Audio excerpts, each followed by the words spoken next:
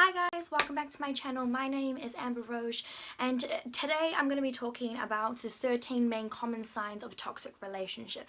So about a week ago on Twitter, if you follow my Twitter, I put up a poll of 4 videos to pick from that you guys wanted me to do.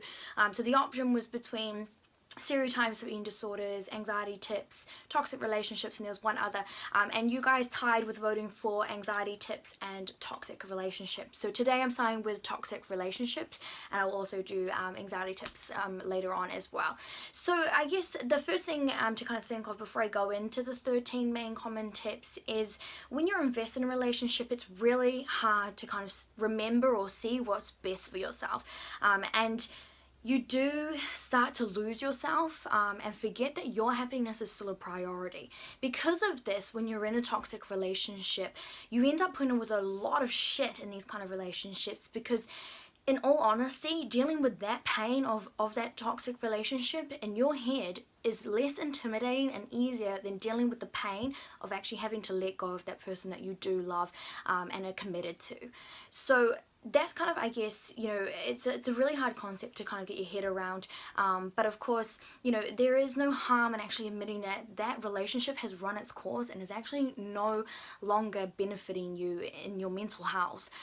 So, you know, with time and distance, and you know, it is hard, but of course, with time and distance, you will one day look back at that relationship and see what it was, and that it was toxic as hell. Okay, so let's start with the 13 main common signs of a toxic relationship. So number 1 is passive aggression. Basically, it's the whole, I hate it when you do that, but instead of actually telling you, I'm going to keep it to myself and just give you shady little glances. Look, this is totally unnecessary, and if you're not comfortable to be able to talk to your partner about what does frustrate you or annoys you, then basically you've kind of lost that first initial bond that built your relationship. Number 2 is the whole jealousy and blame game. Now, don't get me wrong, a little bit of jealousy, we're all human, we all have it, and it is healthy to have in a relationship, but I'm talking about excessive jealousy, and this is totally unnecessary because you need to have trust. If you don't have trust in the relationship, there is no relationship. So number 3 is criticism and contempt. So no one is perfect in any relationship, and the closer you get to someone, the more you notice their imperfections. Now, some people will criticize them, but they do it in a more positive way, which is healthy. But when someone uses criticism to channel contempt against that person, it does make that other person feel, you know, basically worthless and become very self-conscious and feel they have no value. And this is really unhealthy, and basically that's really hard to come back on in a relationship. Number 4 is arguing without communicating. It's natural for everyone to get upset and get into arguments, but the huge part of it is communication, which everyone always says. Communication is the key to a healthy relationship. And if there is always constant yelling, the other partner is never listening to your side, your feelings, or anything that you have or your opinion, and they're constantly just, you know, abusing you, yelling at you, and won't ever sit down and actually have a conversation with you, this is again another sign of a toxic relationship. So number 5 is negative energy. So I mean, feeling uncomfortable or tense around your partner is you picking up on the negative energy that surrounds the two of you. And look, negative energy can literally drain you physically, mentally, and emotionally, and it's so dangerous. So honestly, you really need to have a look at it and see if, you know, you feel like that around your partner, because you need to make sure that you feel comfortable around them, not picking up on that energy. Number 6 is avoiding each other. It's quite similar to one before, but if basically you can't feel comfortable or want to be around your partner and you feel scared to be around your partner, then honestly, you need to call it quits. If you can't tolerate being in your partner's presence, then there is no relationship. So number 7 is you're not yourself anymore. Look, in every relationship, change happens and people change, but you should be able in a relationship to be able to kind of grow and change in the same direction. If you feel like the change is not making you a better version of yourself being in your relationship, and you feel like you're losing yourself and you don't actually know who you are anymore, then this is not healthy. Number 8 is feeling like there's no point. There's a big difference between staying in a relationship because you're comfortable and staying in a relationship because you actually truly want to be there and the relationship makes you happy. If you are obviously feeling like there is no point to this relationship, or nothing is actually making you happy in this relationship, then why waste your time? Honestly, again, if you can just give yourself that time and distance from them, you'll see that it was worth it calling it quits, when it was then. So number 9 is you only think about making him or her happy in the relationship. So obviously when you get in a relationship, especially a long-term relationship, you obviously look at the potential of, marrying them and having a family with them long term. I mean, otherwise, if you didn't see that, then what's the point? So your happiness, of course, you want to make your partner happy, but vice versa. Happiness needs to be a two-way street. So your happiness should mean their happiness, and vice versa. You both should be happy in a relationship, and both people's happiness is important. If all you're focused on is making that other person happy, and you're not getting anything in return, then there's seriously something is wrong there, and you shouldn't be in that kind of relationship. So number 10 is you can't do anything right. And I'm sure a lot of people have experienced this in relationship. If your partner is constantly, and I mean constantly, getting upset at you, annoyed at you, frustrated at you, angry at you at every little thing you do, and you feel like you want to give up because nothing that you do will ever make them happy and it always makes them angry, just know you are not the problem. It is your partner who obviously has the issue and will not be honest with you and to communicate to you what it is.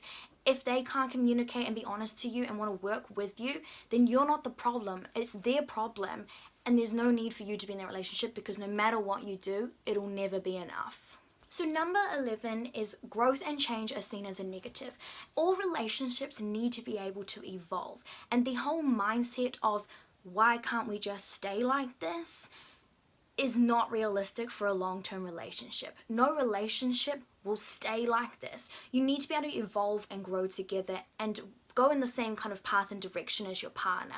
Otherwise, if one of you has that mentality of why can't it just stay like this, the other person is going to want more, and that's when conflict happens. So if you can't be able to communicate with your partner and be on the same page and actually look forward to the future, then there's something not happening there, and there's that barrier that one person is in that mindset of it's happy now, or we're just going to keep it like this. Why do we need to change it?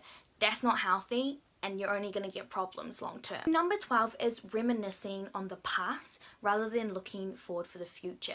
If you or your partner is constantly looking back at the honeymoon phase, this is not enough. It's not going to be enough for your relationship. If you can't look forward to the future and kind of see a future together, then there's something wrong. You can't relive your past, and just holding on to that honeymoon phase isn't going to do you anything good, and it's actually toxic for the relationship because you need as a partnership to be able to grow together. So the last and final one is 13, and that is you're just not happy anymore. It's as basic as that. You don't need to justify or explain to anybody why you're not happy anymore, but if you are not happy anymore in your relationship, you need to really look at it. If your partner does not make you feel happy as a whole or happy in your relationship, then there is no point in being in that relationship anymore. You need to look after yourself, and happiness should be your priority. If you're not happy within yourself, it's never going to work in a relationship. I mean, of course, it's not realistic to expect that you're going to be happy in every single moment of your relationship, but as a whole, your partner should make you feel happy as a person. And despite the ups and downs that you go through, in general, you're actually happy in your relationship. Your partner should make you feel supported, feel capable of achieving good things in your life. They should be walking beside you and wanting to grow with you and your journey together, instead of someone in front of you who's focused on themselves, or someone who's pulling you back, stopping you from what you want to achieve. So if you aren't happy, it's as simple as that. As I said, you might need to look at either getting some help in your relationship or moving on. With time and distance, as I said in the beginning, you'll finally be able to look back and be thankful that you got out of it when you did, sooner rather than later.